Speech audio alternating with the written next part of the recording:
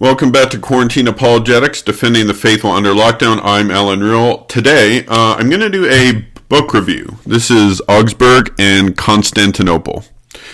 And the whole idea of this was the Greek Orthodox, in the 1570s and 80s, the Greek Orthodox Church based out of Constantinople had theological dialogue with the top Lutheran theologians in Tübingen, which is a city in Germany, kind of a theological hub. And before I get into it, I just want to say this is a debate of my ancestry. My dad is a Lutheran, and my mom's a Uniat. However, her branch of Uniats didn't come into existence until the Union of Brest in the 1590s. So in the 1570s and 80s, her family would have been Orthodox. So this is the theological debate of my ancestry. Although I'm descended from farmers on both sides, so probably not. They probably weren't too keen, you know. They probably weren't able to read, sadly. But regardless, and just got something to show you. I've got a thing for old books. This is our old family Bible, the Lutheran Bible. It's in German. It's from the 1800s. It's a very old book. I'm not great in German, but I went up and I saw where Luther added the word alone in Romans 3:28 to make it sound like it was teaching faith alone. So anyway, what's interesting about this book, so there's a few letters back and forth, and then you have the thing that I was most interested in was the filioque, because the filioque, I'm on the Lutheran side. Pretty much everything else I'm on the I'm on the Constantinople side, even though I'm not Orthodox.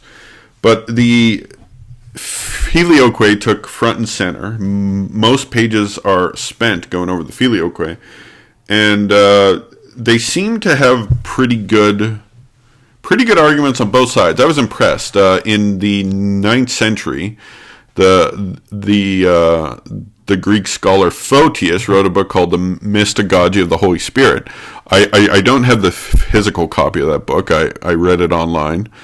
And there's an argument that says, where he says, furthermore, if the Son is begotten from the Father, and the Spirit, according to this innovation, proceeds from the Father and the Son, then likewise another hypostasis would proceed from the Spirit.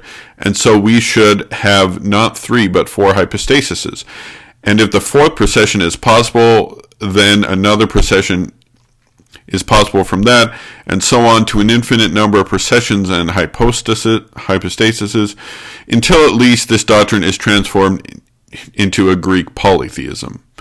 Now, I know what you're thinking. That's a terrible argument, and yeah, it's good. The Constantinople side has updated their arguments. They don't use that argument anymore in this. They've sharpened their arguments. And speaking of which, if you want to learn about the whole Photius thing, I'm going to... See, today's the day where I show off all my old books. This book is from the 1940s.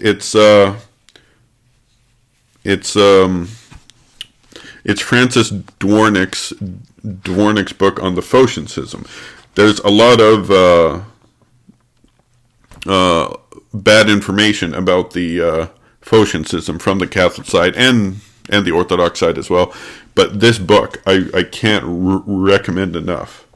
It's a very well researched book, and so if you get a chance, read it. I bought this old one. This one used to be in the Oxford Union Society Library, and I ordered this. It was only like $18 too. It was a steal. I had to pay shipping, but that was about $10. But still, no, great book. I recommend it. Back to this book. So yeah, the filioque arguments are good. The azymes, they don't really give any arguments, or at least not any good ones in favor of azymes. The Orthodox do. They're just kind of saying you got to do it this way. And the one thing I really took away from this book, And of course I knew this prior, but I think this book really solidified his view for me. And that is that Lutheranism and pretty much all of Protestantism is this highly rationalistic religion. It's a modern religion for a modern man. And of course, if Jesus lived in 1500, maybe that would be an option. But I mean, the idea of a modern faith for a modern man, for a person who lived in the first century, it's not going to fly for me. Like the whole thing was sola scriptura. Like they said, well, we don't support it unless there's explicit testimony from the Holy Scriptures.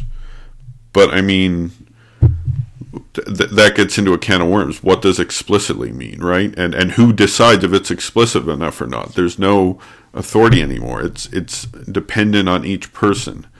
So I'm going to give the victory to Constantinople in the Augsburg-Constantinople dialogue. Eventually, Constantinople told them to stop sending letters because, very politely, it was a very sophisticated dialogue, and I'm happy. It's a lot better than Thomas More and Martin Luther, where things kind of go off the rails.